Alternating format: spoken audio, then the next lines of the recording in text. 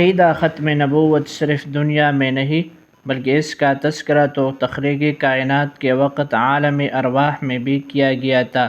اللہ تعالیٰ نے سورہ آل عمران کے آیت نمبر 81 میں اس عظیم عہد کا ذکر فرمایا ہے جب تمام پیغمبروں سے ایک خاص وعدہ لیا گیا تھا۔ اس آیت کریمہ میں اللہ تعالیٰ نے تمام انبیاء علیہم الصلوات والتسلیمات سے عہد لیا کہ اگر ان کی موجودگی میں وہ رسول یعنی حضور پاک تشریف لے آئے تو ان سب پر لازم ہے کہ وہ اپنی نبوت کی تبلیغ چھوڑ کر یہ اس بات کی واضح دلیل ہے کہ حضور سرور کائنات ہی وہ آخری نبی ہے کہ جن کی تصدیق اور پیروی تمام سابقہ انبیاء کے ذمے بھی لازم کی گئی۔ اس کا مطلب یہ ہوا کہ نبوت کا سلسلہ حضور پر نور صلی اللہ علیہ وسلم پر مکمل ہو چکا ہے۔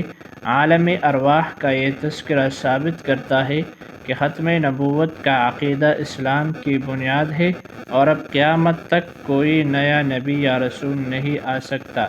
یاد رکھو، اپنے ایمان کی حفاظت کرے اور اس عظیم عقیدے کو دوسروں تک پہنچائے۔ صدائے ختم نبوت چینل کو سبسکرائب کرے۔ اللہ تعالی ہم سب کو، ہمارے بچوں کو، ہمارے آل و اولاد کو اس عقیدہ ختم نبوت پر مرتے دم تک ثابت قدم رکھے۔